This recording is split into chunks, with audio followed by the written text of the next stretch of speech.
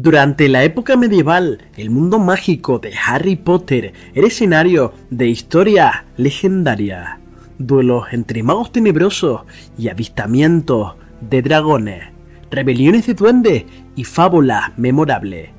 La Edad Media europea se caracterizó por estas y otras historias, pero una de mis favoritas nos lleva a un viaje a través del país de Escocia, ya que durante el año 990 4 legendarios magos y brujas fundaron uno de los colegios más reputados y conocidos del mundo. Godric Gryffindor fue conocido como uno de los duelistas más talentosos de su tiempo, ya que se batía en duelo con su varita o con su espada, según quien fuera su oponente, ya que consideraba injusto utilizar su magia contra muggles, debido a que era muy leal al código de la caballería. Pero también tenía una mente muy adelantada para su época y durante toda su vida luchó para que no se discriminara a los muggles y aceptó estudiantes valerosos y de gran coraje, aunque a veces solían ser imprudentes. Godric portaba una espada legendaria que había encargado a forjar al célebre rey duende Ragnuk I, del que se dice que fue el mejor de los duendes en dominar los secretos de la metalurgia, por lo que estos duendes imbuyeron en el arma ciertas propiedades mágicas, además de crearla con plata y cuya empuñadura tenía rubíes incrustados. También tenía el nombre de Godric en su hoja, pero al estar terminada, se cuenta que Ragnuk fue invadido por una gran codicia al contemplar la grandeza de su obra, y con el tiempo los duendes contarían que Gryffindor había robado la espada, y el rey envió entonces duendes a recuperarla, pero Gryffindor los rechazó y, aunque no mató a sus atacantes, los envió de vuelta a su rey, de que si volvían a atreverse a quitarle lo que él consideraba como su arma de legítima propiedad, él se defendería con la espada contra ellos. Y el rey se tomó muy en serio esta amenaza, y durante siglos los duendes quedaron resentidos por este hecho, y nunca olvidaron la afrenta, creando el mito falso del robo. Con el tiempo, el valle donde Godric nació sería rebautizado con su nombre, y cientos de familias de magos como los Dumbledore, Bagshot o Potter vivirían allí y formarían una comunidad tranquila y apacible. Helga Hufflepuff era una bruja que procedía de los valles de Gales y tenía un gran talento para los encantamientos, y ella escogería enseñar a estudiantes para su casa que fueran leales y no tuvieran miedo a trabajar duro. Y mientras los otros fundadores elegían magos y brujas basándose en ambiciones, valentía o inteligencia, Helga tomaba a todos por igual y les enseñó todo lo que sabía y no discriminaba a ninguno de ellos, y su alumnado tenía magos de todo tipo de orígenes. Helga además tenía un don con los alimentos, pues era experta en dar grandes banquetes para sus fiestas en el colegio, y hoy en día aún se conservan estas recetas. Y fue Helga quien acogió a los elfos para trabajar en el castillo, protegiéndolos de los abusos de los magos para tener un trabajo digno donde no ser maltratado.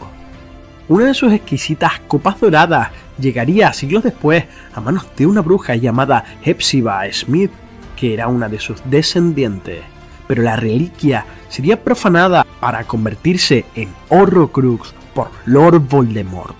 Rowena Ravenclaw fue la bruja más brillante de su época, con gran ingenio e inteligencia, escogiendo a los alumnos más ágiles de mente para sus enseñanzas, y a través de los videojuegos sabemos que con la ayuda de un arquitecto mágico diseñó y planificó la construcción del castillo, y Rowena contribuyó a su edificación a través de magia muy antigua, y este arquitecto tendría su propia estatua en el vestíbulo de la entrada del colegio. Rowena podía ver el futuro brillante que le esperaba a muchos de sus alumnos, pero su infinita sabiduría no la ayudó a esquivar la tragedia. Todo por culpa del robo de una de sus más queridas pertenencias. Una diadema que otorgaba gran sabiduría a quien la portaba, pero que fue robada por su hija Helena en un ataque de celos, y escapó con ella al lejano país de Albania. Rowena contactó entonces con uno de los estudiantes de Slytherin que durante muchos años había amado a su hija sin ser correspondido, para que la encontrara y éste la halló escondida en el bosque. Pero como ella se negó a volver de regreso, él la mató en un ataque de ira y abrumado por la pena, el mago decidió darse muerte a sí mismo con el mismo arma. Y cuenta la leyenda que, mientras Rowena Ravenclaw moría de tristeza, las almas de los jóvenes magos difuntos se aferraron a la vida y volvieron al castillo para morar allí como fantasmas por toda la eternidad, siendo sus espectros la Dama Gris y el Varón Sanguinario, convirtiéndose en fantasmas representativos de sus antiguas casas, Slytherin y Ravenclaw. Y durante siglos el varón, arrepentido por sus acciones, se paseó por el castillo cargado de cadenas como penitencia, cubierto todavía de la sangre de su amante. Merlín es un personaje que ha inspirado diversos cuentos y leyendas dentro y fuera de la saga Harry Potter, pero J.K. Rowling le daría su papel dentro de su universo ficticio, y es junto con Nicolas Flamel una de las pocas referencias históricas de la vida real que se ven reflejados en los libros. Merlín fue un poderoso mago nacido en Britania durante el siglo V y es una de las figuras centrales del mito del rey Arturo. Su historia está plagada de misterios y su vida se relata principalmente en obras literarias y en el cine. Tradicionalmente se nos presenta que fue el fruto de una relación entre una mujer y un demonio, y de su padre heredaría una gran inteligencia y dones para la profecía y metamorfosis, llegando a ser mentor y consejero del rey Arturo. Al parecer, su nacimiento fue concebido para atraer a los humanos al lado oscuro, pero al crecer Merlín se dedicó a hacer precisamente lo contrario. Además contaba con numerosos poderes como hablar con los animales, hacerse invisible y controlar el clima y los elementos, aunque utilizaba estas habilidades con extremo cuidado para no enfurecer a la naturaleza, a la que denominaba como la diosa más poderosa. En la novela medieval de Lancelot y Ginebra se especifica que Merlín conocía la esencia de todas las cosas, su transformación y renovación, además del secreto de la luna, el sol y las estrellas, y que podía ver la magia en el aire y el misterio de las profundidades del mar, siendo capaz de interpretar el futuro en el vuelo de los cuervos y el rumbo de los peces, prediciendo todas las cosas malas que ocurrirían por las ideas malignas y acciones de los hombres. Además, Merlín tenía contacto con otros seres mágicos como las hadas, los gnomos y los dragones, siendo el único que se ganó el respeto y admiración de estos seres, tanto por su bondad como por su sabiduría. El fin de sus días lo encontró en el bosque de Brocelianda, donde fue traicionado y recluido en un árbol, simbolizando esta prisión la unión cósmica entre el hombre y la naturaleza. J.K. Rowling tomaría como influencia su historia y daría cabida en su obra a este personaje, y en esta adaptación, Merlín sería un personaje del mundo de Harry Potter que nacería en algún momento de la época medieval y acudió a Hogwarts en la época dorada del colegio, en vida de los fundadores,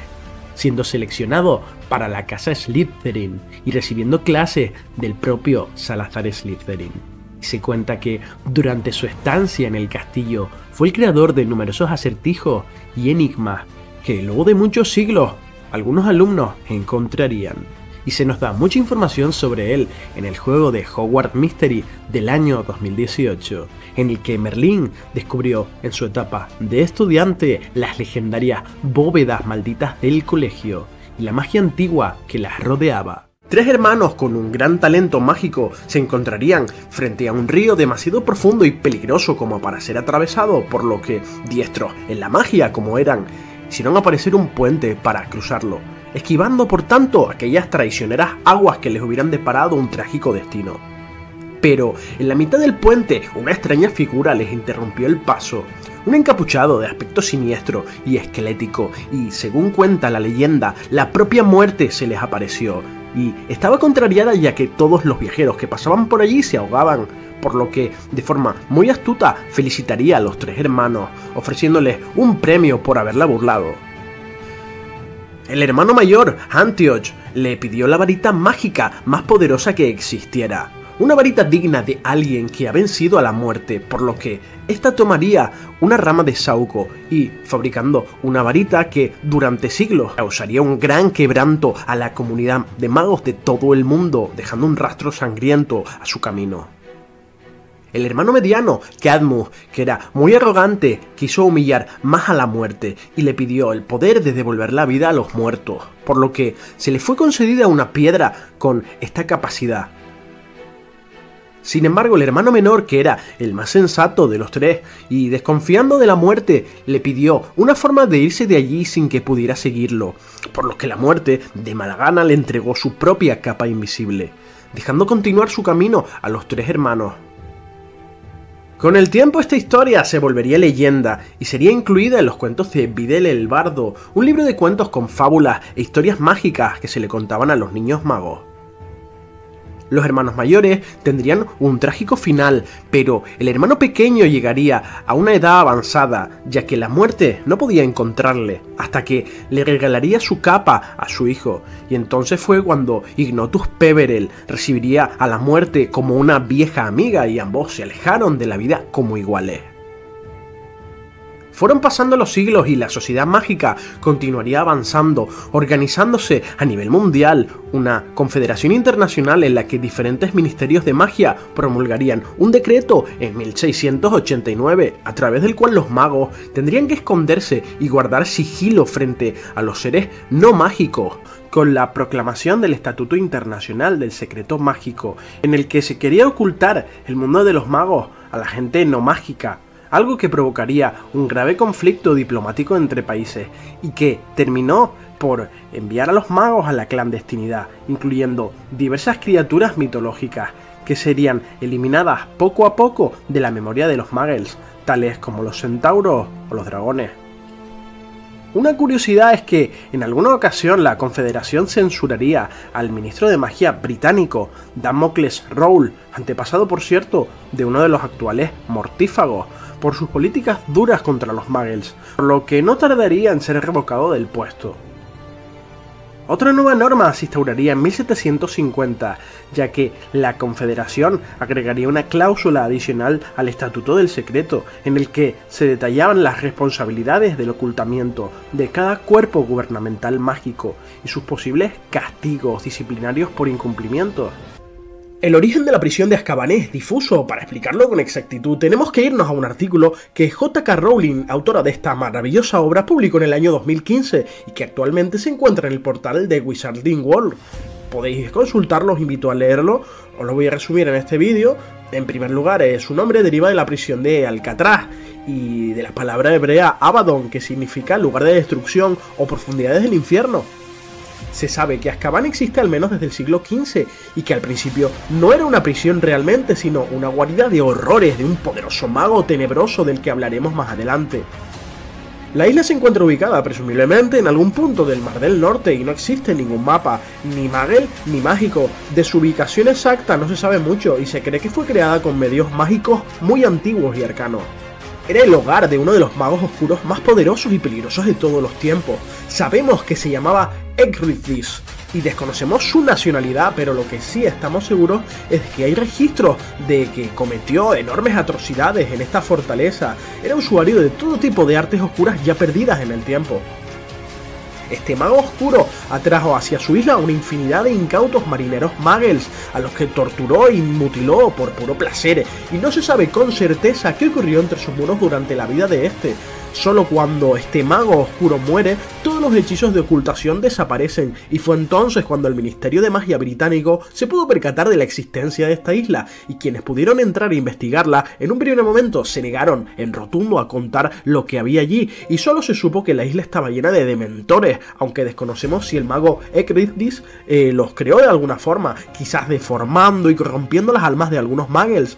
artes propias por cierto que podrían ser de un verdadero señor oscuro como lo sería Sauron en El Señor de los Anillos, ¿no? Pero bueno, en todo caso los dementores estaban allí y se habían adueñado del lugar.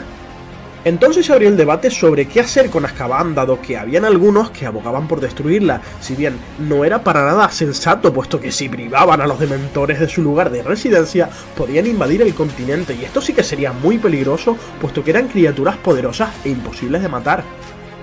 Los expertos dictaminaron que entre las paredes de Azkaban había una especie de energía mágica negativa que hacía que todo el entorno estuviera sumido en la miseria y el dolor, y los dementores sentían la extrema necesidad de aferrarse al lugar. Por todo ello, el ministerio decidió conservarla, a pesar de ser un lugar ideal para la reproducción de dementores. Sin embargo, tras la imposición de la Confederación Internacional Mágica del Estatuto Internacional del Secreto a todas las naciones del mundo mágico, el ministro de magia de la época llamado Damocles Rowle, cuyos descendientes por cierto serían mortífagos durante la época de Voldemort, pues como digo, este ministro vio la oportunidad de utilizar la isla como prisión, dado que en aquellos tiempos existían decenas de cárceles para magos repartidas por toda la geografía nacional. Se producían fugas de forma constante, causando un gran riesgo para la seguridad de la población mágica, además de poder vulnerar el Estatuto del Secreto. Por tanto, el ministro de magia Rowle, que era muy autoritario, aprovechó la popularidad anti-Muggle de la época, ya que los magos, aunque acataban a regañadientes el Estatuto del Secreto, no estaban para nada contentos con tener que vivir en la clandestinidad, por lo que Rowle consiguió fácilmente el apoyo de la comunidad mágica para utilizar esta isla como prisión y dejar a su suerte a esos pobres desgraciados que eran condenados, ahorrándole al ministerio de magia tiempo y dinero. Pasaron los años y aquellos que iban a Azkaban como presos, si no estaban locos antes de ingresar, lo acababan estando, hasta que aproximadamente 15 años después subió al cargo un nuevo ministro, Eldritch Diggory, antepasado de Cedric y de Amos. A pesar de que la prisión no tenía fugas, el nuevo ministro de magia visitó Azkaban y pudo constatar las pésimas condiciones en las que vivían los presos, comprobando horrorizado cómo los dementores incluso habían establecido un cementerio para ubicar a los fallecidos. Tan impactado quedó el nuevo ministro que rápidamente convocó un comité para buscar otras alternativas a Azkaban, o remover a los dementores como guardias en todo caso, aunque trataron de hacer ver al ministro que si los dementores seguían allí era precisamente porque se les proporcionaban suministros de forma constante a través de esas almas de los presos con las que podían alimentarse. Evidentemente sabemos que los dementores iban drenando poco a poco esos recuerdos felices y esos recuerdos maravillosos que tenían los magos y ya los dejaban como cascarones vacíos, ¿no? Y en verdad finalmente luego les aplicarían seguramente el beso del dementor. Sí, bueno, si no los controlaban, que ese era el problema, ¿no? Pero bueno, en todo caso, este Diggory no pudo ver su deseo cumplido, puesto que este ministro muere a causa de viruela de dragón, que es una enfermedad muy mortal entre magos, sobre todo de cierta edad avanzada. Posteriormente, los ministros de magia que vinieron después hicieron la vista gorda ante las condiciones de la fortaleza, pero se sabe que en su interior había miles y miles de dementores y que la prisión se fue expandiendo por medios mágicos. Por todo esto, durante 300 años, la prisión fue un bastión inexpugnable. En el año 2016, J.K. Rowling revelaría la existencia de 11 escuelas mágicas repartidas por todo el mundo, entre las cuales se encuentra Ilvermorny, la escuela de magia norteamericana que se menciona en Animales Fantásticos y dónde encontrarlos.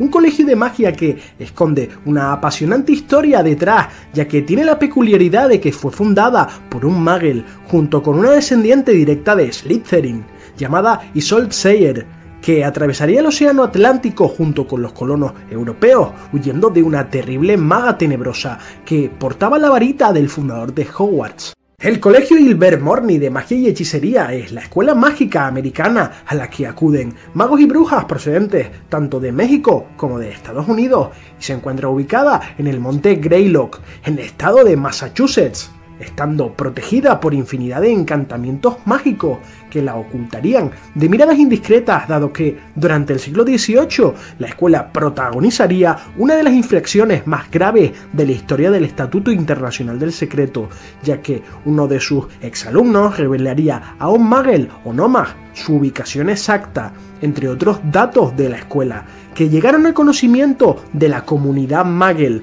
un grave suceso cuya filtración causaría un gran revuelo internacional. Ilvermorny fue fundado en el siglo XVII por una bruja de sangre pura de origen irlandés llamada Isolde Sayer y el mago James Stewart, adquiriendo durante los siglos un gran prestigio, y el colegio tiene fama de ser una de las instituciones mágicas con menos discriminación hacia los nacidos de muggles entre todas las escuelas de magia de todo el mundo. Sus orígenes y valores se consideran altamente democráticos y su sistema de enseñanza se basaría, al igual que Hogwarts, en 4 casas que representarían criaturas mágicas autóctonas de Estados Unidos, tales como el ave del trueno, la serpiente cornuda, el Puckwinkle y el Wampus. Su fundadora, Isolde Sayer, nacería a principios de 1600 y tendría una infancia feliz en un tranquilo valle del condado de Kerry, en el país de Irlanda. Sería criada por sus padres en un ambiente apacible, pero lo bueno no dura para siempre. Según el credo de Lord Voldemort y los Sagrados 28, se podría decir que Isolde tenía una pureza de sangre inmejorable, dado que era hija de 2 magos de sangre pura con un linaje prestigioso. Su padre, William Sayer, era descendiente de la legendaria bruja irlandesa Morrigan, una animaga con forma de cuervo, y su madre, Rionach Gaunt, descendía del cofundador de Hogwarts, Salazar Slytherin. Sin embargo, lejos de criar a Isolde en los ideales de la pureza de sangre, sus padres se dedicarían a ayudar silenciosamente a sus vecinos muggles, produciéndose curas mágicas milagrosas tanto para humanos como para animales por igual, lo que, por desgracia, atraería la atención de una peligrosa maga tenebrosa fanática de la pureza de sangre, ocasionando que, a los 5 años de vida de Isolde, la casa familiar fuera devorada por un gran incendio que acabó con la vida de sus padres y que estuvo a punto de terminar con la suya, de no ser porque fue rescatada de las llamas por Gormlaith Gaunt, quien la llevaría a un vecino valle y la adoptaría. Con el paso de los años, Isolde se daría cuenta de que su tía y supuesta salvadora realmente la había secuestrado y asesinado a sus padres. Gormlaith era una bruja inestable y cruel que se había vengado de la familia porque creía humillante que 2 magos de sangre pura ayudasen a los muggles, queriendo enderezar a Isolde y que siguiera el camino correcto y se casara con un mago con los ideales de Slytherin, y evitar que se enamorase de un muggle, lo que, paradójicamente, terminó sucediendo. El caso es que Isolde fue adoctrinada como descendiente tanto de Morrigan como de Slytherin, y su tía obligaría a su sobrina a mirar mientras maldecía a cualquier muggle o animal que se acercara demasiado a su cabaña, por lo que la comunidad de no magos evitaría el lugar donde ambas vivían, e Isolde solo tuvo contacto con niños de su edad por corto tiempo, y aunque al principio pudo hacer amigos, esos niños locales le arrojarían piedras desde lejos mientras jugaba en el jardín, por lo que tuvo una infancia sumamente triste y miserable. Cierto día llegaría una carta para Isolde muy especial, nada menos que desde Hogwarts, comunicándole que tenía una plaza en el colegio. Pero Gormlaith no permitiría que su sobrina ingresara, ya que, según su opinión, Hogwarts era un lugar peligrosamente igualitario, lleno de magos de sangre sucia, y que Isolde aprendería más en su casa. Gormlaith sí había ido a Hogwarts como alumna y le hablaría mucho sobre la escuela, denigrando la imagen del colegio y lamentando profundamente que los ideales de Slytherin, su antepasado, no se hubieran cumplido, por lo que Isolde fantasearía durante toda su adolescencia con la idea de ir a Hogwarts, y durante 12 años la joven permaneció aislada del mundo, hasta que un día reunió suficiente coraje como para escapar de allí, robándole a su tía la varita que, además, ella nunca le había permitido tener una propia.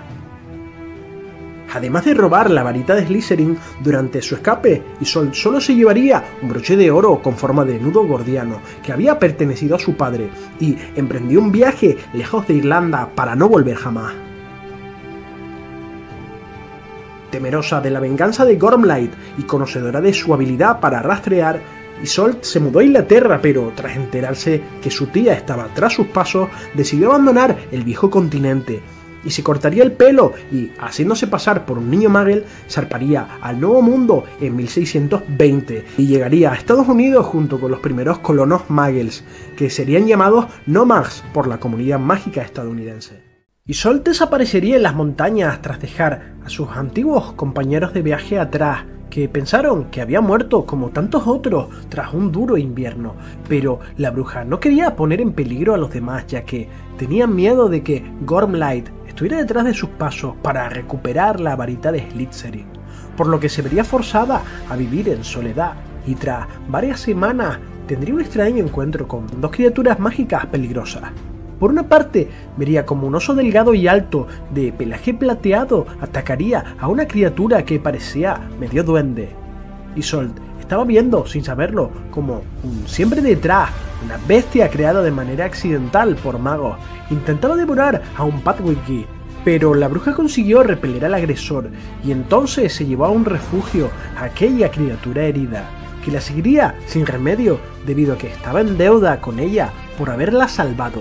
aunque en su interior se sentiría humillado por recibir aquella ayuda de esa bruja, y ambos compañeros tuvieron innumerables aventuras, siendo esta una amistad única en la historia de ambas especies, y como la bestia mágica se negó a revelarle su nombre, Isolde lo llamó William en honor a su padre.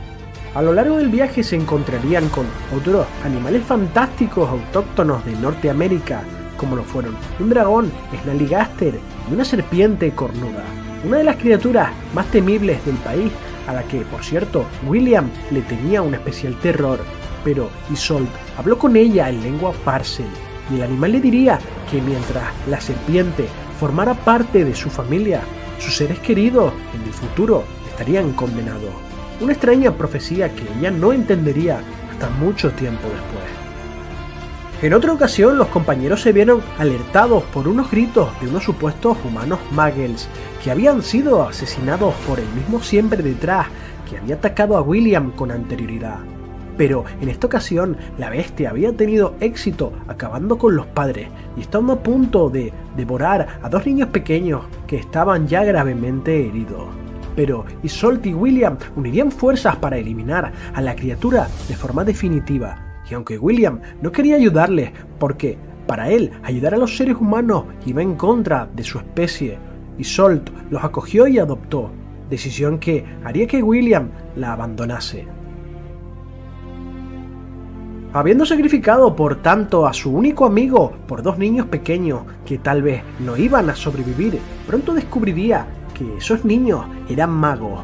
Ellos les contarían a Isolde que sus padres los habían traído a Estados Unidos en busca de una aventura fascinante, pero que terminaría en tragedia al adentrarse en el bosque, siendo atrapados y sorprendidos por un siempre detrás, y que sus padres pensaron que era algún Boggart común o alguna criatura inofensiva. Isolde no se atrevió a abandonar a esos niños hasta que estuvieran más recuperados, y visitó el claro donde se había producido el ataque con la intención de enterrar a sus padres, para que en un futuro los niños tuvieran una tumba donde acudir.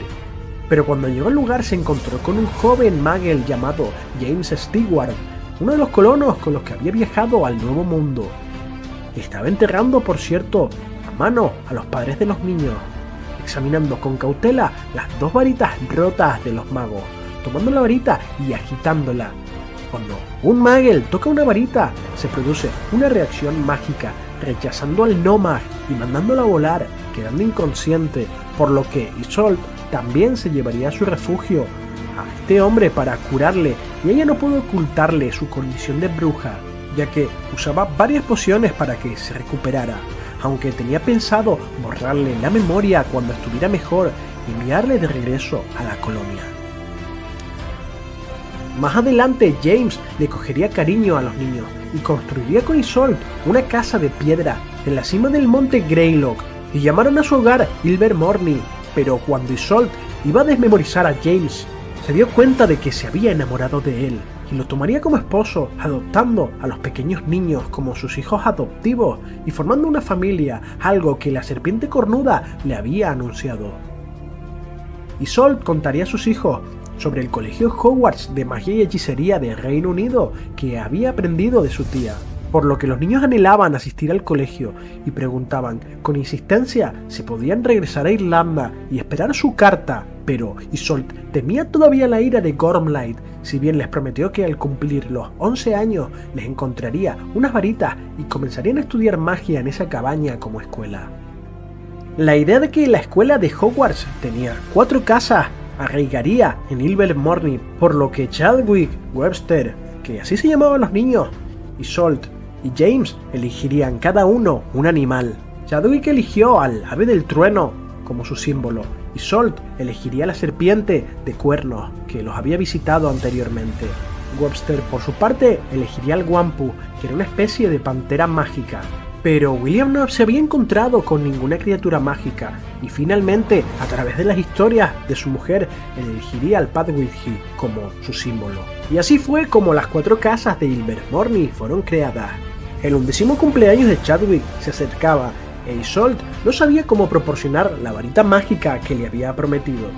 y tampoco se atrevía a analizar la varita que le había robado a su tía. Pero sí sabía que las varitas mágicas tenían núcleos de corazón de dragón, pelo de unicornio, entre otras sustancias. Por tanto, en la víspera de su cumpleaños, Isolde tuvo el sueño de que iba a un arroyo para encontrarse con la gran serpiente de cuernos, y esta salía del agua e inclinaba su cabeza hacia ella, mientras se cortaba un largo fragmento de cuerno. Este sueño se volvería realidad, ya que la serpiente de cuernos le proporcionaría a Isolde material para crear una varita, y también crearía una para Chadwick, una varita tallada de fresno espinoso que encerraba el cuerno de la serpiente. Tras fundar el colegio, multitud de niños mágicos de muchas tribus de alrededores se habían acercado para que Isolde les enseñara magia, todos interesados en el aprendizaje de las técnicas de hacer varitas, algo que a Isolde se le dio muy bien, aprendiendo a usar otros núcleos de animales fantásticos como fueron el Wampus y otras criaturas autóctonas de Norteamérica.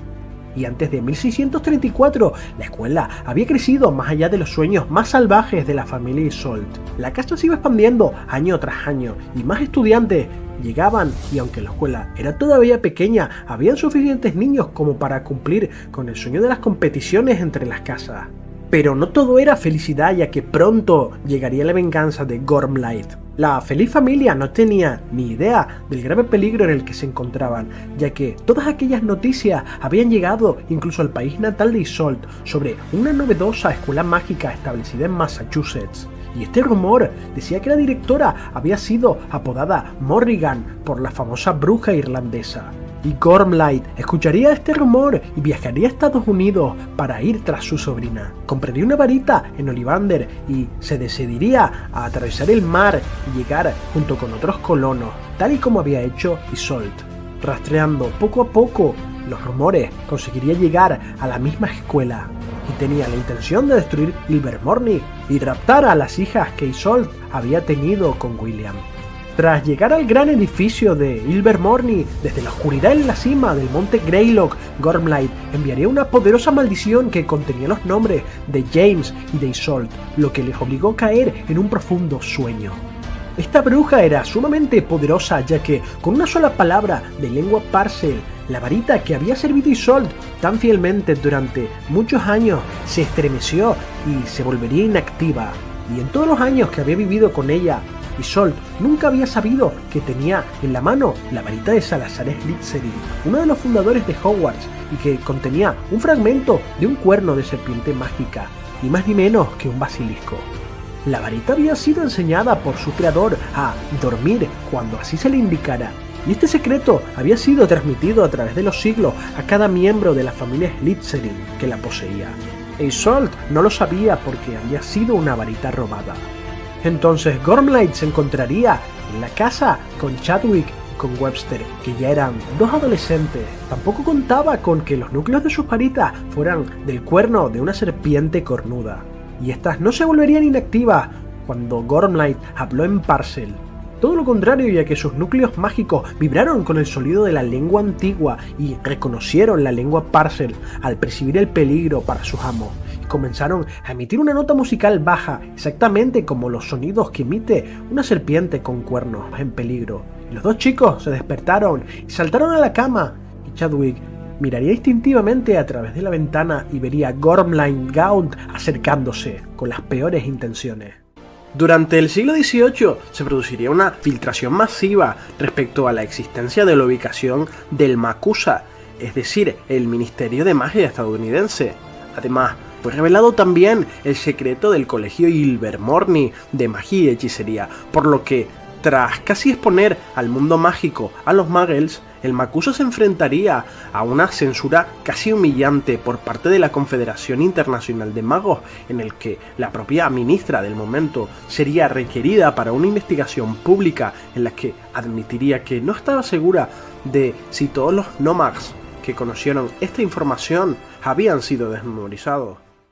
Newt Scamander nació el 24 de febrero de 1897 y es el magizoólogo más famoso del mundo mágico y autor del renombrado libro Animales Fantásticos y dónde encontrarlo. Su nombre completo es Newton Artemis Fido Scamander y fue ganador de la Orden de Merlín de segunda clase y sería uno de los magos más destacados de la casa Hufflepuff, con un gran desarrollo como personaje dentro del mundo creado por J.K. Rowling, que tuvo un gran interés por las criaturas mágicas debido a que su madre cuidaba hipogrifos. Newt sería además gran amigo de Albus Dumbledore, que durante años le enseñó como profesor la magia de las transformaciones y no defensa contra las artes oscuras, algo que vimos en las películas de Animales Fantásticos y que es una licencia creativa como muchas otras en esta trilogía, que no pertenece realmente al canon de los libros, aunque Dumbledore sí fue el único en defender a Newt de su expulsión. Newt jugó un papel importante durante la Guerra Mundial de Magos, pues su amistad con Dumbledore le hizo posicionarse en su bando para desbaratar los planes del infame mago tenebroso Gellert Grindelwald. Gran parte de la vida de Newt la vimos en las películas de Animales Fantásticos, pero la mayoría de lo que vemos en estas historias son sucesos inventados que no corresponden a los escritos de Rowling durante ese periodo. Voy a omitir los sucesos más disparatados de las licencias creativas de las adaptaciones, exceptuando aquellas que no se contradigan con el canon oficial. Y en todo caso no sabemos realmente lo severa de la expulsión de Newt, pues se le permitió conservar su varita y trabajar más adelante en el ministerio.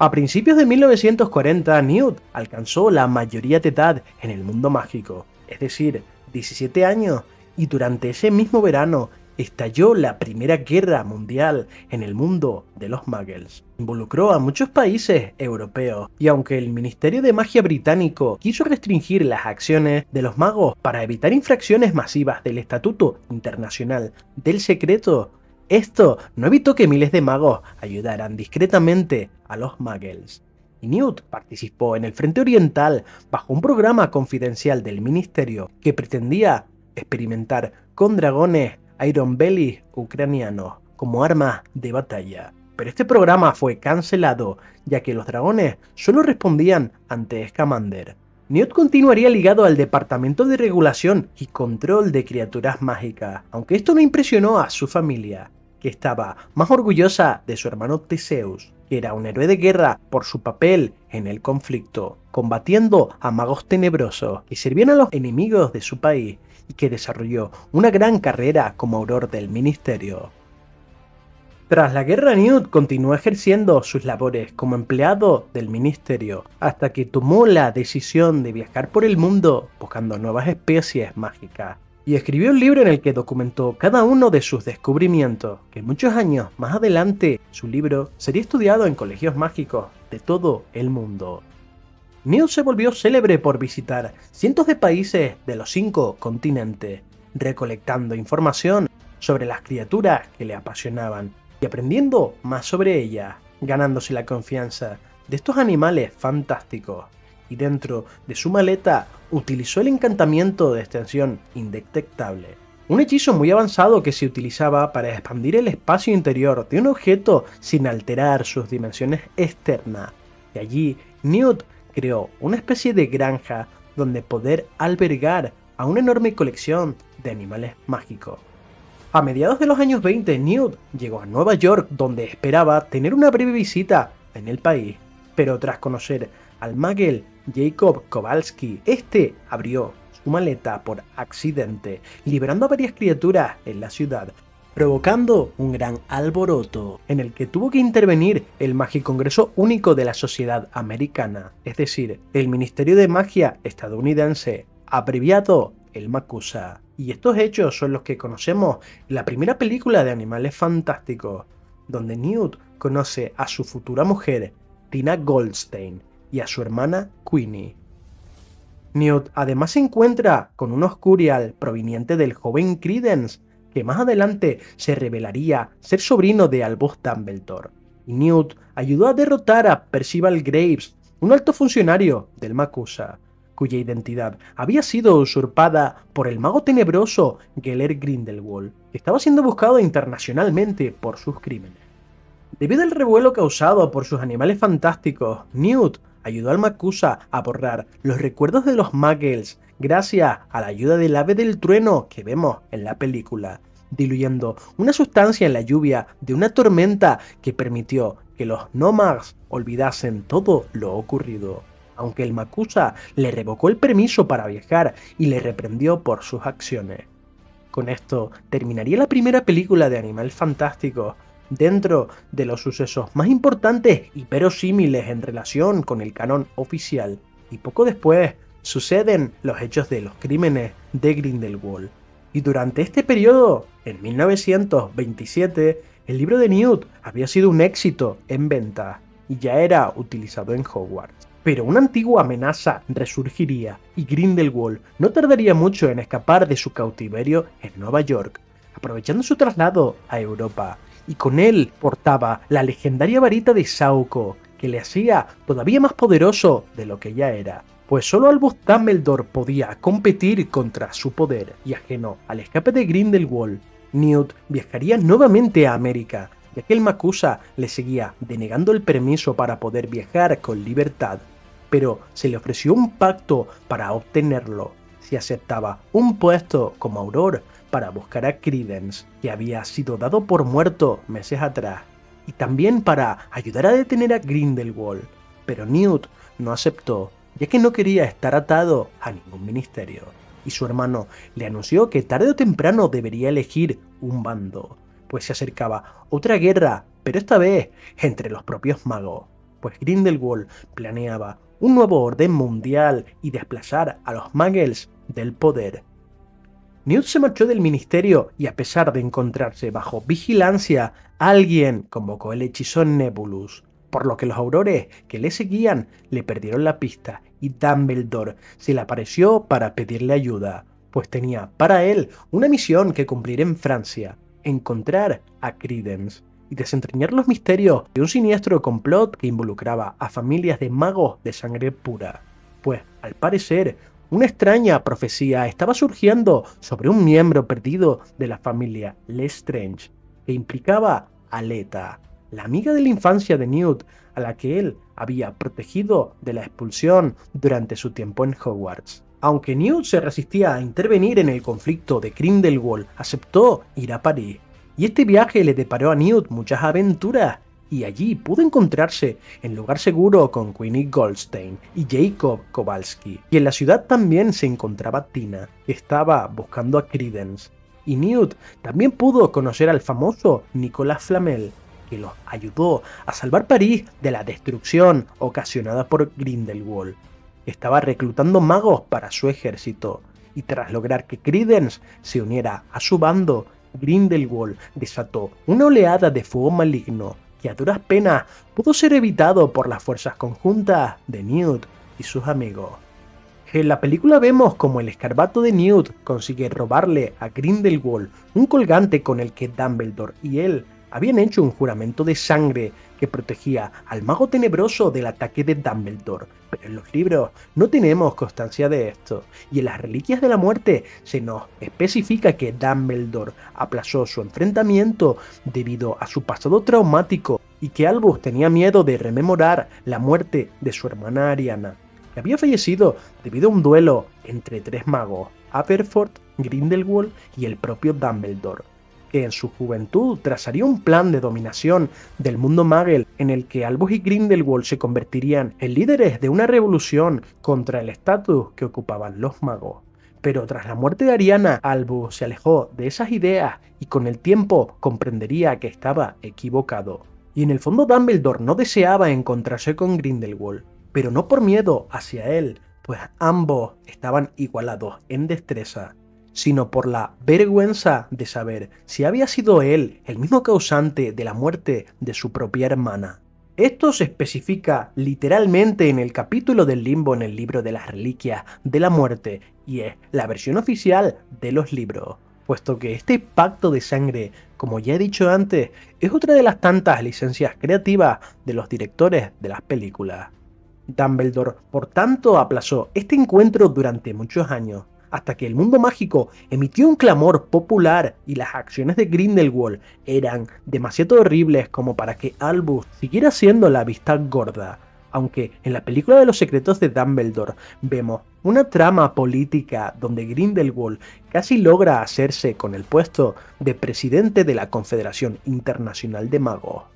Esto es otra licencia creativa de la película. Y vemos un enfrentamiento breve entre ambos magos, pero lo que es cierto es que el único y definitivo duelo no se produciría hasta décadas después, cuando en 1945 Grindelwald y Dumbledore se retaron en el más legendario duelo de la historia. Y según testigos oficiales como el Phileas Dog, que es un personaje que aparece en Harry Potter y las Reliquias de la Muerte, fue un enfrentamiento digno de verse. Y Dumbledore venció a Grindelwald, que portaba en esos momentos la varita de Sauco, algo que dice mucho del poder y habilidad mostrado por Dumbledore, que portaría a partir de entonces la reliquia de la muerte más poderosa y que conservaría hasta su propia muerte. Con Grindelwald derrotado y encerrado en la prisión de Nurmengard, Newt se casaría con Tina Goldstein y tuvieron hijos y nietos, ya que Luna Lovegood se casa con un nieto de Newt, y 2 años después de la derrota de Grindelwald, Newt creó para el ministerio un registro de hombres lobo y trabajó durante décadas en la regulación de criaturas peligrosas, buscando y protegiendo el hábitat de los dragones, por lo que continuó con sus viajes por todo el mundo, ajeno a los problemas de su país. Pues para la década de 1970 otro nuevo mago tenebroso se había alzado, y eran los tiempos de Lord Voldemort, aunque no sería ni la sombra de la amenaza que muchos años atrás había representado Grindelwald. Los mortífagos fueron los seguidores más incondicionales del mago tenebroso Lord Voldemort, y durante más de 10 años sembrarían el terror entre la población mágica y Muggle. Era una época llena de pánico y confusión en la que Tom Riddle se autodenominaría como Señor Tenebroso, teniendo infinidad de seguidores que se ocultaban bajo máscaras. Nadie sabía quién estaba de su lado, mientras que cada día llegaban noticias de muertes, tortura y desapariciones, con un ministerio de magia en completo desorden tratando de combatir las fuerzas oscuras, a la vez que trataba de ocultar todo a la sociedad Muggle, y aunque Dumbledore formaría una organización secreta para combatirles, no sería hasta 1981 cuando terminaría abruptamente este reinado de oscuridad.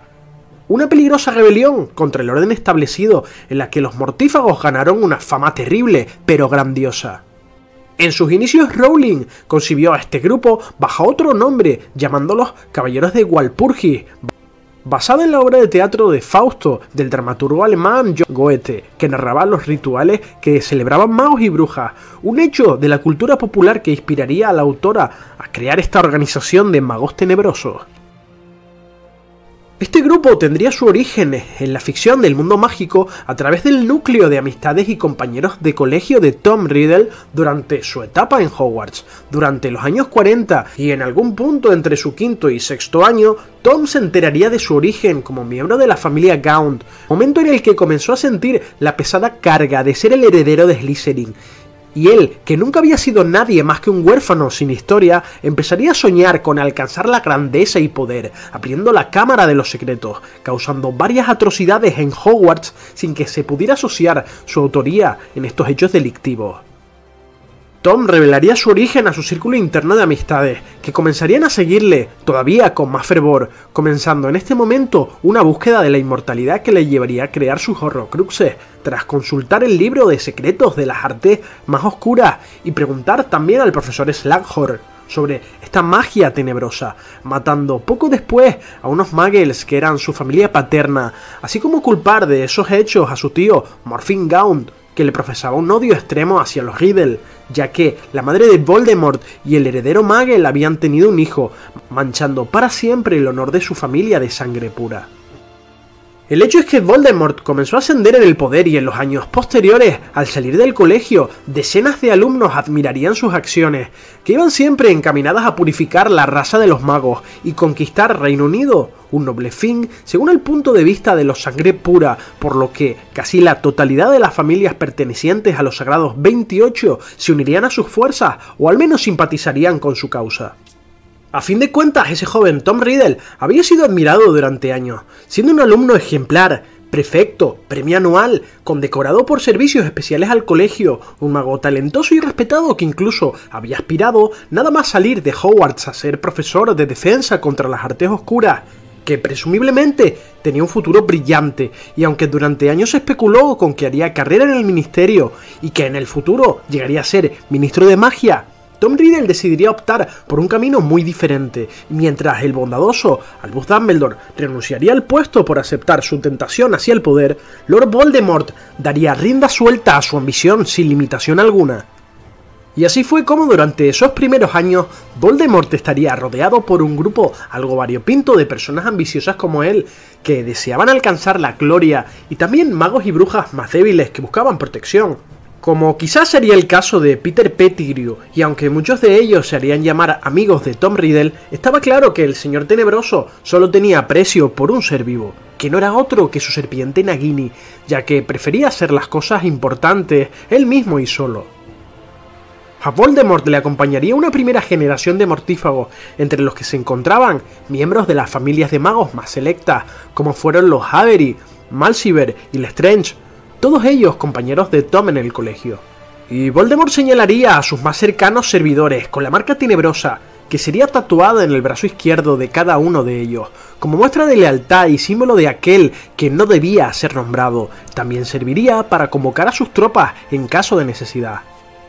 Fue entonces cuando en 1970 Voldemort se reveló abiertamente ante la comunidad mágica como Señor Oscuro y comenzó a trazar planes de destrucción y dominación, algo que no se había visto desde la época de la Guerra Mundial de Magos liderada por Gellert Grindelwald, mago tenebroso que sería derrotado a su vez por Albus Dumbledore, que precisamente tendría un gran papel en este conflicto.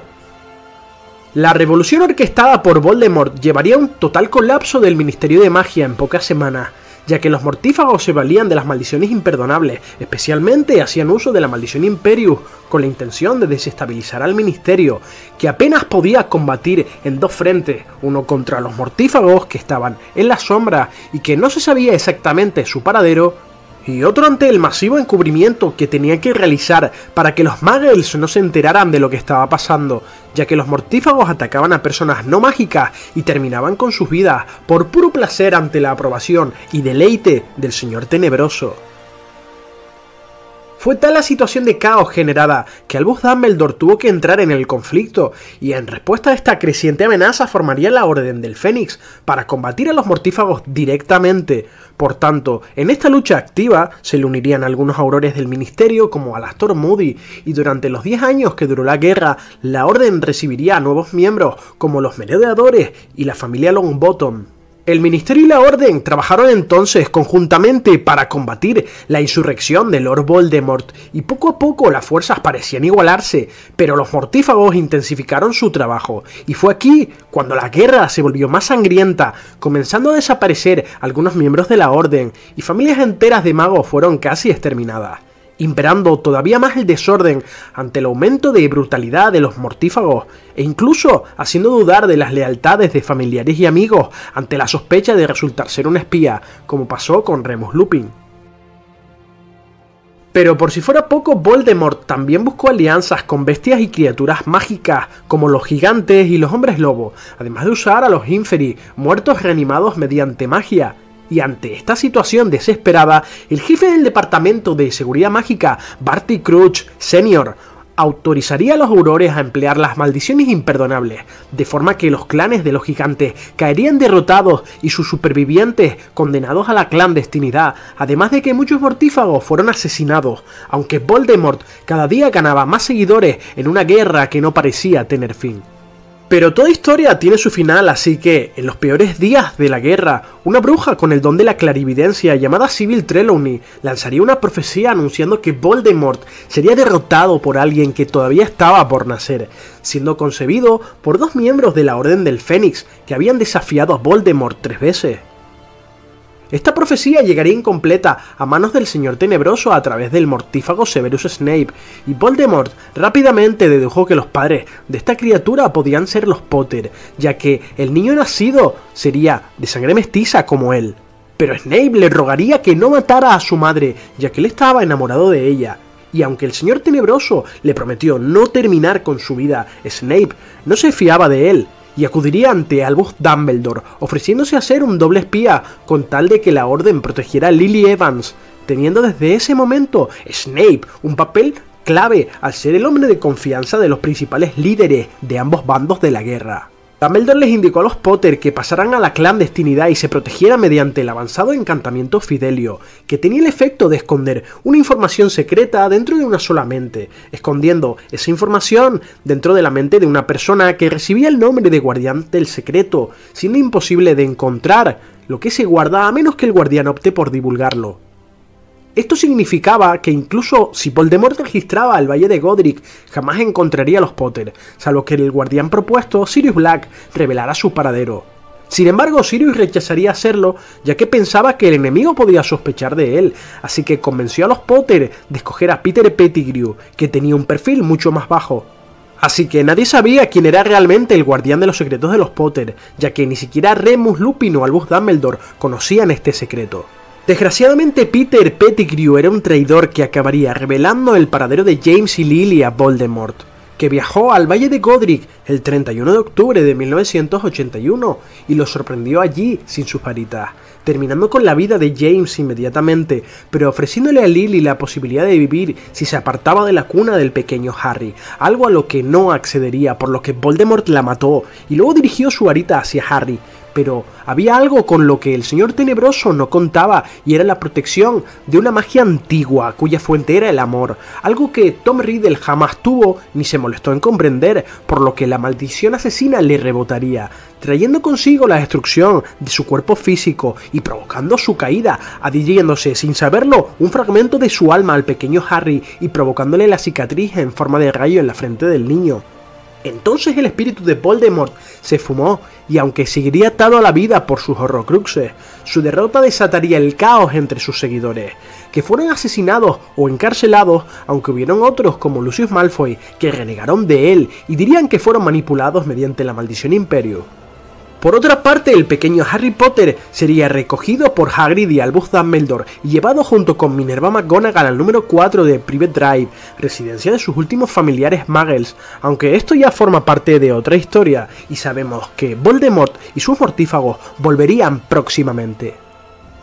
Hablemos sobre Harry Potter y la Piedra Filosofal, que es el primer libro de la serie y uno de los más vendidos de la historia. Aquí se nos introducen los personajes principales que conocemos y se nos narran los primeros pasos de Harry descubriendo su lugar dentro del mundo de los magos, además de tener un primer enfrentamiento contra Lord Voldemort, que se encuentra muy debilitado. En su búsqueda de la inmortalidad quiere obtener el poder de la Piedra Filosofal, utilizando como recipiente, irónicamente, el cuerpo del profesor de defensa contra las artes oscuras. Es un libro de una lectura ligera, con una estructura bien diferenciada de 3 actos, comenzando con el mundo Muggle y desarrollándose y finalizando en el colegio Hogwarts. Para Harry este primer libro es un proceso de autodescubrimiento en el que descubre que es un mago además de muy famoso, mientras la intriga y el misterio se entremezclan alrededor del objeto mágico central del libro, que es la Piedra Filosofal.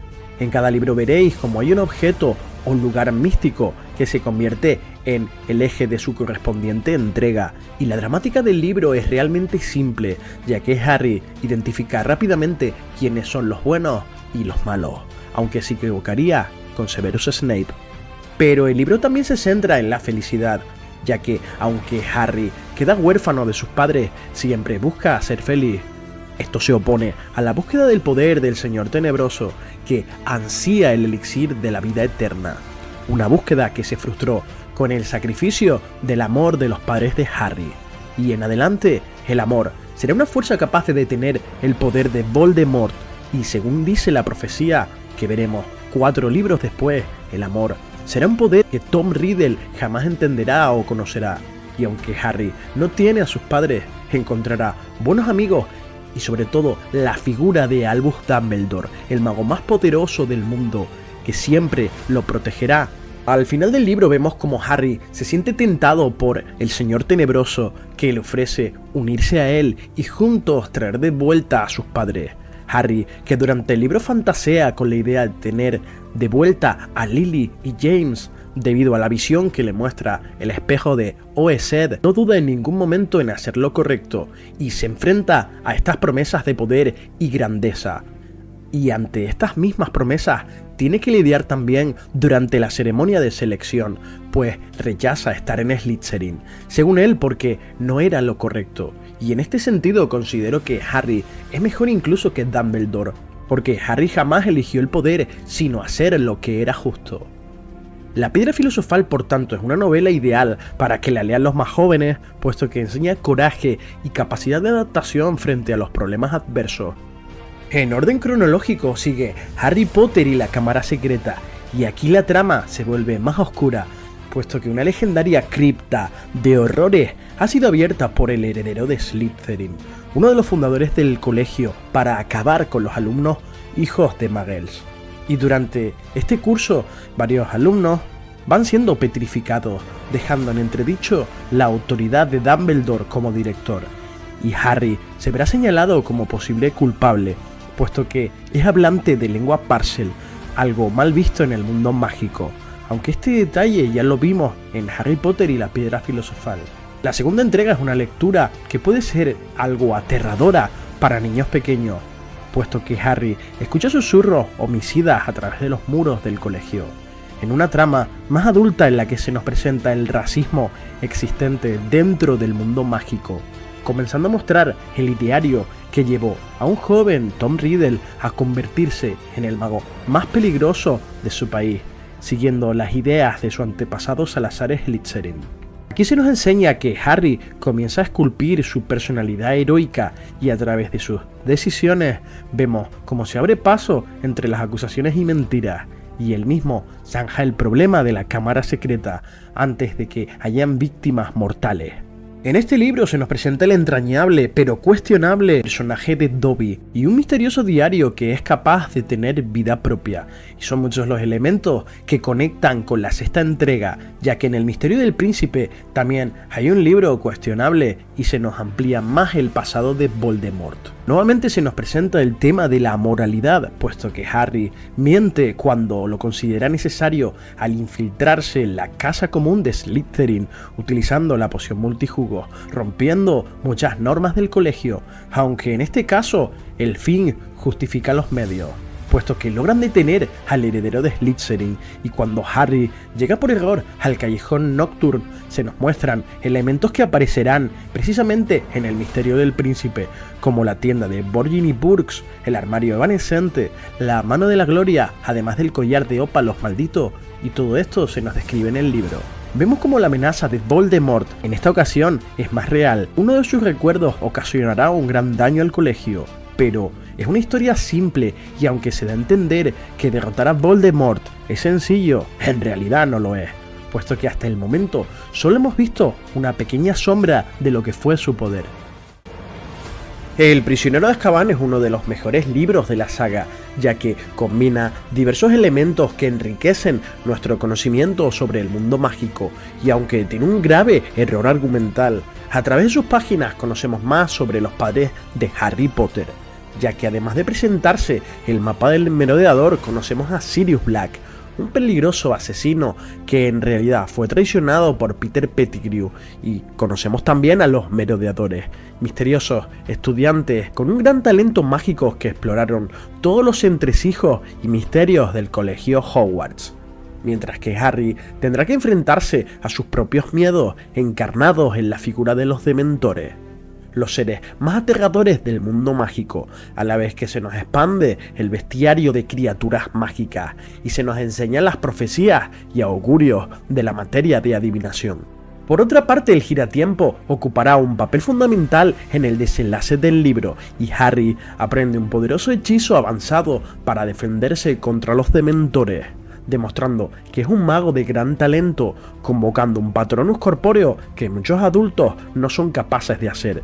Y aunque Voldemort en este libro está ausente, hay otros villanos en la obra que se encargan de tener su protagonismo, además de que el personaje de Remus Lupin es una gran aportación a la trama junto con Sirius Black, que se revelará como el padrino de Harry Potter, y nuestro protagonista por fin tendrá un familiar a su lado para guiarle y protegerle. Harry Potter y el Cáliz de Fuego es la cuarta entrega de la saga. Tiene un comienzo confuso, ya que Harry sueña con un Muggle llamado Frank Bryce, un jardinero de la mansión de la familia Riddle, quien se interna en la casa y descubre una conversación entre Peter Pettigrew y el Señor Tenebroso, y Harry ve cómo este Muggle es asesinado. Al despertar, Harry y sus amigos acudirán a la Copa Mundial de Quidditch, donde los mortífagos, los servidores de Lord Voldemort, aterrorizan a todos y dejan la marca tenebrosa en el cielo, que no ha sido vista en 13 años. Con este augurio oscuro comienza el libro, y Dumbledore a principio del curso anuncia una competencia entre escuelas mágicas, el legendario Torneo de los Tres Magos, en el que serían escogidos 3 campeones por el Cáliz de Fuego. Pero inesperadamente se genera una polémica, ya que Harry sale elegido también junto con Cedric Diggory como representante, mientras que Ron se enfada con su amigo pensando que se lo había ocultado. En este libro se nos expande nuevamente el mundo mágico con otros colegios como Bucks Batons y Durmstrang, y aparecen nuevas criaturas mágicas como la gente del agua, las esfinges, y vemos en todo su esplendor a los dragones, y se nos expande el conocimiento sobre las artes oscuras con las maldiciones imperdonables, con un nuevo profesor de la materia como es Ojo Loco Moody, antiguo cazador de magos tenebrosos que guiará a Harry durante todo el libro sin que se dé cuenta, siendo en secreto el mortífago Barty Crouch Jr., que se ha escapado en secreto de la prisión de Azkaban para ayudar a Voldemort a recuperar todo su poder. En esta entrega se nos presenta otra gran historia de magia y misterio, con diversas subtramas que se omitieron en la película, y aunque es un volumen más extenso que los anteriores libros, la historia parece más corta de lo que es, al contrario de lo que pasa en el siguiente libro, con un final dramático con un tono más sombrío al habitual, puesto que por primera vez Harry no consigue una victoria como en ocasiones anteriores, sino que simplemente sobrevive una vez más, ya que el impactante clímax termina con Tom Riddle recuperando todo su poder y a sus seguidores. También es interesante la reaparición de Dobby, que lo ayuda durante el torneo, y la aparición de una villana secundaria llamada Rita Skeeter, una periodista del Profeta que difamará la imagen de Harry, aunque será Hermione quien le pare los pies chantajeándola, puesto que es una animaga no registrada que puede convertirse en escarabajo para espiar a sus víctimas. Por otra parte, se nos muestran varios recuerdos interesantes de un pasado en el que Voldemort había sido recientemente derrotado, con los juicios de Barty Crouch Jr. y la familia Lestrange, fieles seguidores de Voldemort, mientras que las pruebas en el libro son más entretenidas que en la película, y se omite gran parte de las subtramas. La más importante, la de Barty Crouch Jr., el mortífago que demostró ser más eficiente y capaz incluso de engañar a Dumbledore, aunque en la película no se nos muestra su muerte. La reaparición de los muertos en el cementerio del pequeño Hangleton gracias al Prior Incantatem es una gran sorpresa para el lector, y la pérdida de Cedric es un gran impacto.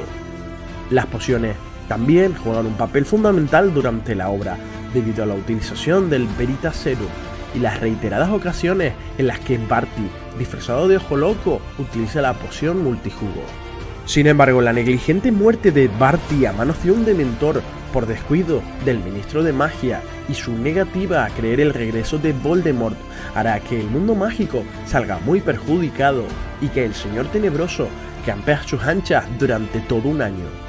Finalmente, A Harry se le otorga un premio de 1000 galeones por ganar el torneo,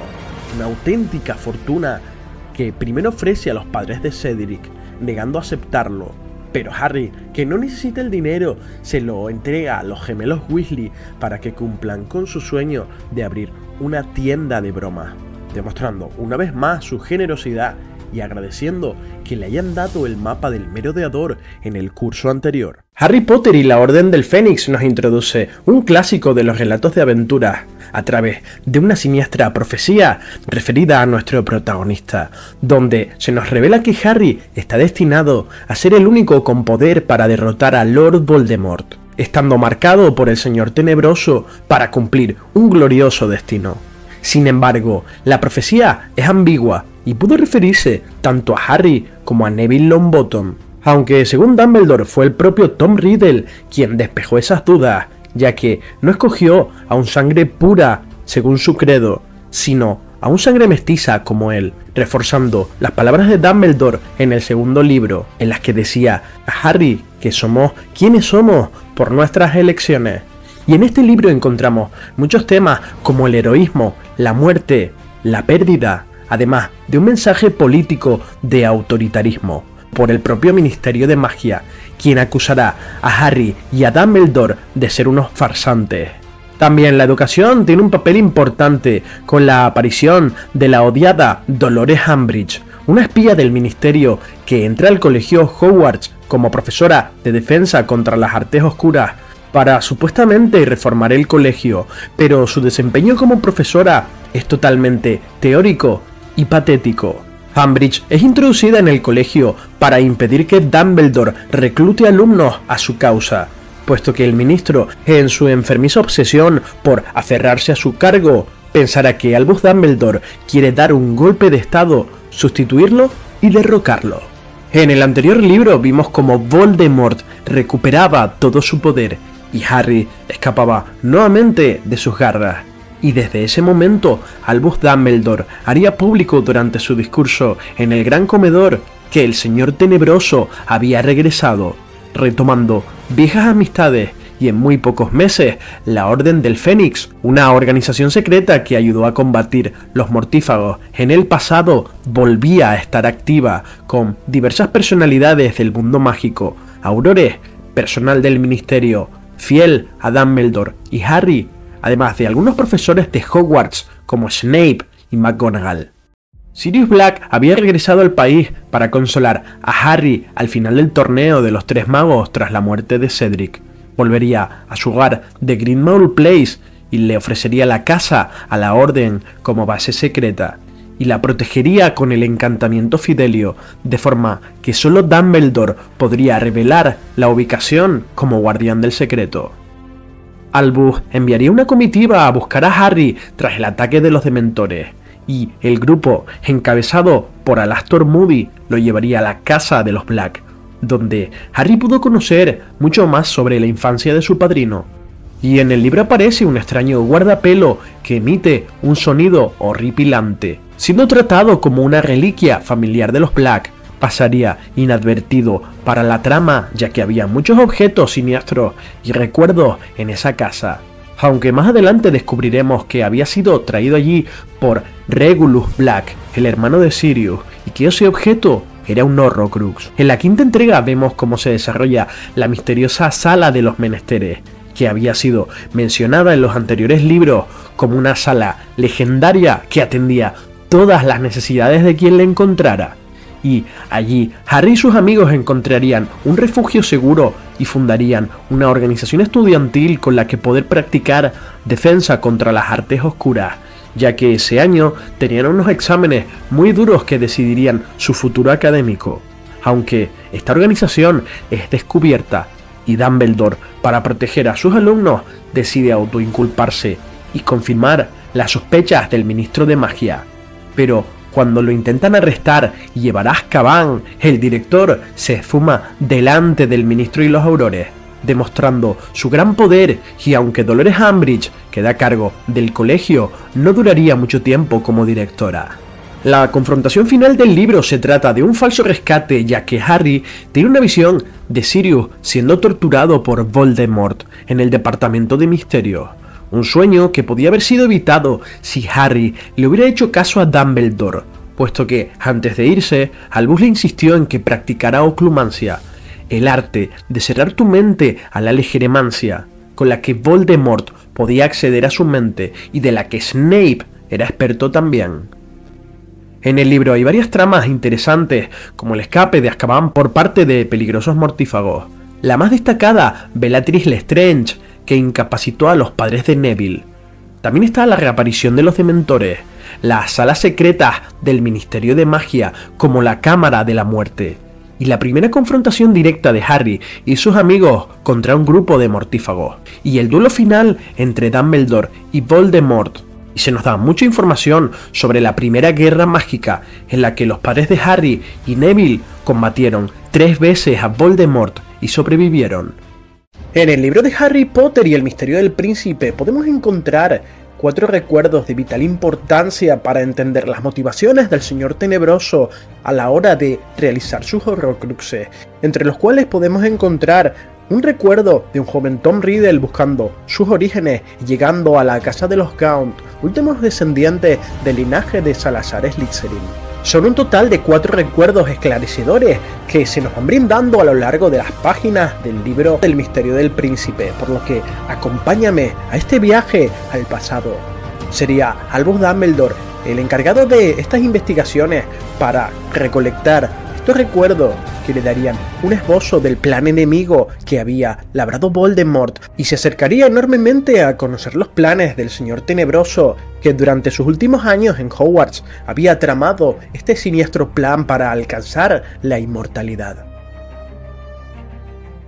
Os contaré una historia en la que Dumbledore y Harry se sumergirán en una época anterior al nacimiento de Lord Voldemort, un recuerdo ocurrido durante el año 1925, época en la que la Guerra Mundial de Magos estaba comenzando y Gellert Grindelwald cometía sus famosos crímenes, pero estos oscuros hechos del mundo exterior eran totalmente ajenos a una siniestra familia de sangre pura que vivían en lo más profundo del bosque.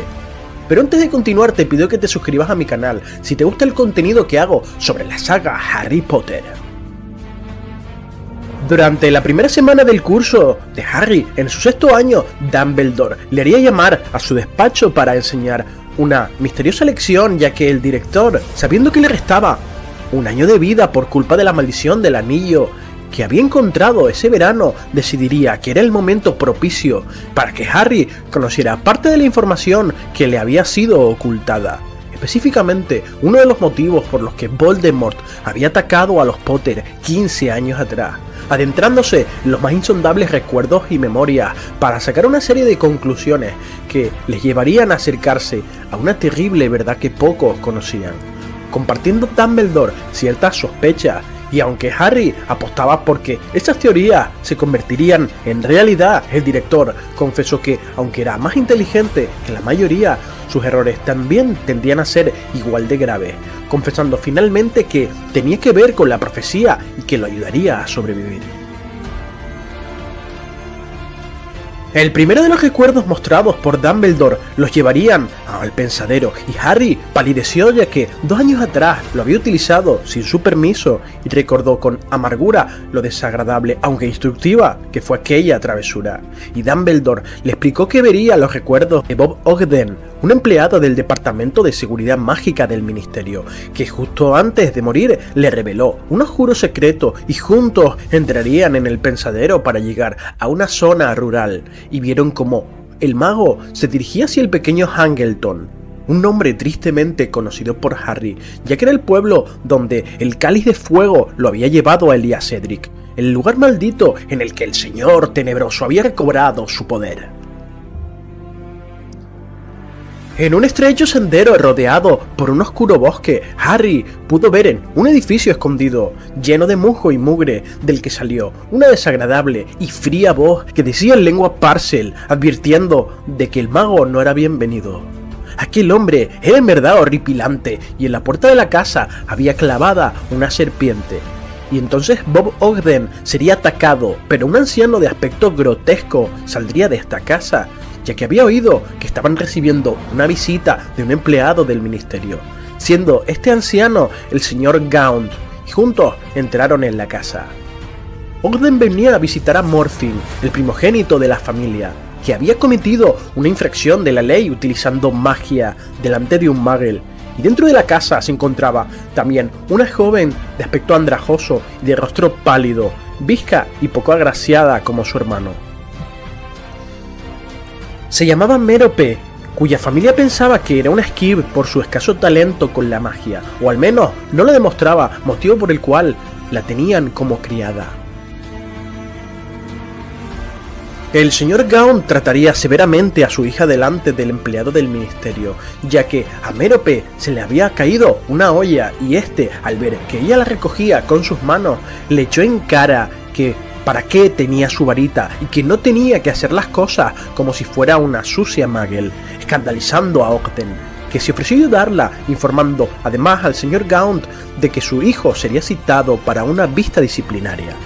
Aunque el anciano no entendía por qué su hijo Morfin debía recibir una sentencia por darle una lección a un Muggle, cuestionando sobre el estatus de sangre limpia de Ogden y jactándose de su recio abolengo mágico, mostrando con orgullo un anillo con una piedra negra engarzada, con el escudo de armas de la familia Peverell, el símbolo de las reliquias de la muerte. Entonces arrastró a Mérope para enseñar el guardapelo de Salazar Slytherin que llevaba colgado al cuello, revelando que eran los últimos descendientes vivos por línea directa de este gran mago. Aunque esto no era del todo así, ya que al otro lado del mar sabemos que los descendientes de la fundadora de Ilvermorny conservaban sangre Gaunt, aunque eran de sangre mestiza.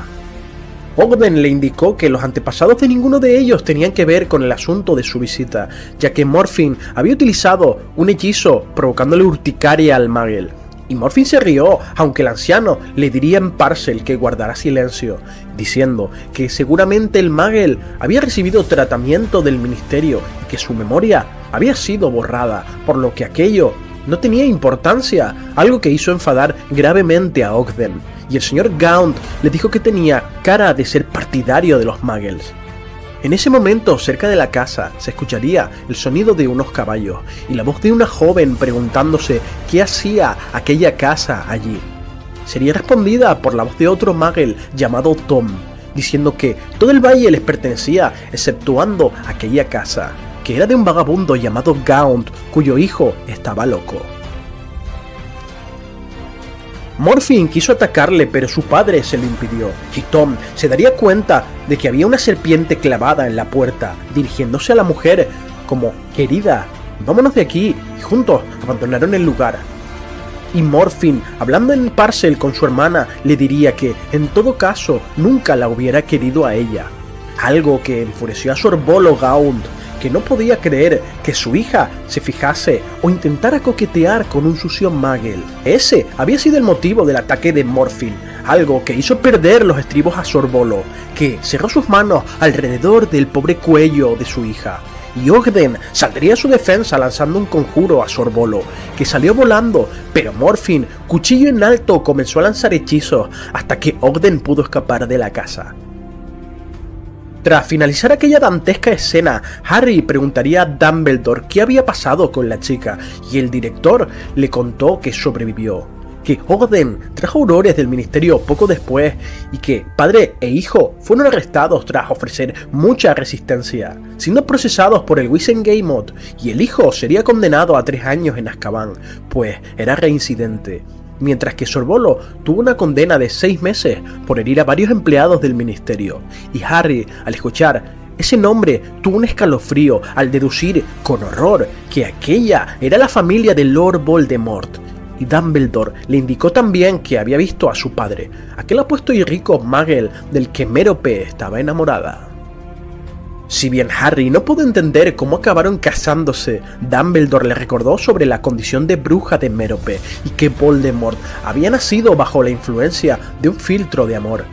Una solución más romántica que la maldición Imperius, y meses después un chisme circulaba por el pueblo del pequeño Hangleton, ya que el hijo del heredero, Riddle, se había fugado con la hija de los Gaunt, un gran disgusto para la familia y vecinos, pero no mayor que el que tuvo Sorbolo tras cumplir su condena en Azkaban, ya que 6 meses después regresaría a su hogar y, en lugar de un plato de comida caliente, se encontró la casa abandonada y una nota en la que su hija se despedía. Algo que le provocó, según Dumbledore, una prematura muerte no mucho después, ya que entre su estancia en Azkaban, que lo había debilitado, y que era un anciano que no sabía alimentarse adecuadamente, tuvo ese triste final, ya que cuando su hijo regresó de Azkaban, Sorbolo ya había fallecido. Dumbledore daría a conocer más teorías sobre lo que pasó realmente con la madre de Voldemort, argumentando que tras varios meses de casados, Tom Riddle, el Muggle, se presentó en su casa nuevamente y sin su esposa,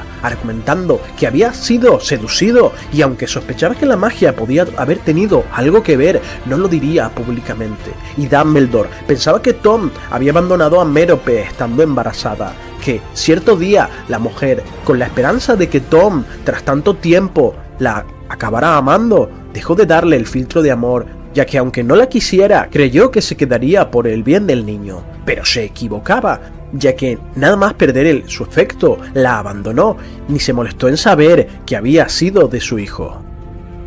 Bueno, pues como aquí podéis ver, esto es una visión bastante importante del pasado, ya que es un hecho que vemos omitido en la película, desgraciadamente, porque sabemos y conocemos mucha información acerca de la familia de Lord Voldemort por línea materna, algo que desconocíamos hasta el momento. Harry Potter y las Reliquias de la Muerte nos trae una búsqueda frenética por encontrar los Horrocruxes de Lord Voldemort, aunque Harry se verá abrumado por encontrarlos y solo contará con la ayuda de Ron y Hermione, ya que Dumbledore apenas le dejó pistas para encontrarlo. Mientras el Señor Tenebroso da un golpe de estado al Ministerio de Magia británico, mueve los hilos en secreto ante la opinión pública para que no reine el caos. El trasfondo de las Reliquias de la Muerte y la resolución de la batalla de Hogwarts harán que Harry se vea obligado a sacrificarse para salvar al resto de combatientes,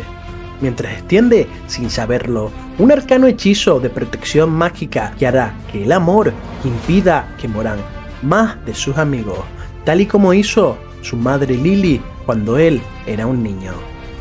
Harry aparentemente muere y se reencuentra con Dumbledore en el limbo, pero no sin antes ver el aspecto real del alma de Voldemort, que será atormentada por toda la eternidad. Y Harry vuelve a sobrevivir a la maldición asesina y regresa para confrontar a su archienemigo, teniendo un diálogo extenso con Voldemort, al que llama por su nombre real, Tom Riddle, dándole una lección de muchos secretos que Snape, su fiel siervo, le ocultaba. Y aunque el duelo mágico es más extenso en la película, en el libro se da mucha información jugosa, de forma que os recomiendo que leáis este fragmento, aunque yo lo resumiré para enriqueceros el conocimiento sobre el final de la saga. Y J.K. Rowling consideró titular esta entrega como Harry Potter y la varita de Sauco, o Harry Potter y la búsqueda de los Peverell, aunque sabemos que finalmente escogió que las reliquias ocuparan la trama central de la historia.